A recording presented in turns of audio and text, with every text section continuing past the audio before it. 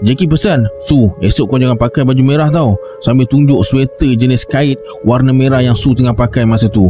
Sebenarnya syarikat mewajibkan mereka pakai uniform, tapi pejabat kan sejuk malam-malam, jadi Su pakailah sweater. Esok dah mula perayaan hantu lapar dekat sini. Pantang larang perayaan ni, jangan pakai baju merah. Nanti hantu-hantu tu tertarik pada kau, kata Jackie. Perayaan hantu lapar? Apa tu? Masa tu belum setahun Su dekat China. Inilah kali pertama dia dengar pasal perayaan hantu lapar ni. Kata Jackie, kalau ikut kepercayaan kaum Cina, bulan hantu lapar ni bulan roh-roh alam barzah terlepas ke dunia mereka.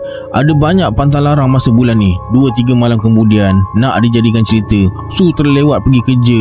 Dia tertidur, bangun-bangun je dah pukul 7.10 petang. Bas datang pukul 7.30. Kalau terlewat kena tunggu sejam lagi untuk bas 227 tu buat pusingan laluan dia. Cepat-cepat Su mandi, bersiap, pakai makeup dan tanpa sedar Su sarung sweater merah dia tu. Dah keluar dan sampai kat bawah apartmen, Su nampak ada bas berhenti dekat hentian bas betul-betul berdepan dengan blok apartmen dia. Apa lagi berlarilah Su nak kejar bas tu sampai tak sempat nak tengok nombor bas apa yang dia naik tu. Naik-naik je Su terus duduk dekat tempat duduk penumpang paling depan, belakang pemandu bas. Tercungap-cungap dibuatnya kejar bas tadi. Automatik pintu bas tertutup dan bas pun bergerak. Bas ni tunggu aku kot. Mesti pemandu bas ni cam aku selalu naik bas ni pergi kerja. Nak naik bas ni kena bayar guna kad bas khas. Ada mesin pengimbas betul-betul depan pintu masuk bas. Su pun keluarkanlah kad dia nak imbas kad tu. Tapi kenapa pengimbas tu dah jadi tambung pula?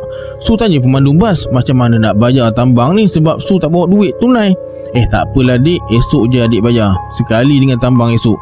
Oh, pemandu bas tu perempuan rupanya. Pertama kali Su jumpa pemandu bas perempuan. Cantik orangnya, senyuman pun manis. Nampak macam 30-an. Rambutnya panjang diikat rapi, pakai topi dan baju seragam pemandu bas warna biru.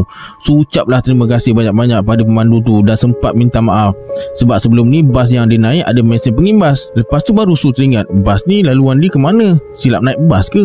Su tercari-cari jugalah nombor ID bas ni dan selalunya ada dekat tingkap depan. Ada skrin yang tunjuk laluan bas ni. Tapi peliknya bas ni macam bas zaman dulu-dulu. Su pun bersuara, kak, maaf ya, nak tanya, bas ni lalu syarikat YYY ke? Selalunya saya naik bas nombor 227. Syarikat YYY? Tak lalulah dik. Alamak, macam mana ni? Tak apa, akak boleh bawa akan awak ke syarikat YY tu, tapi lambat sikit lah. Boleh ke? Tak apa ke ni kak?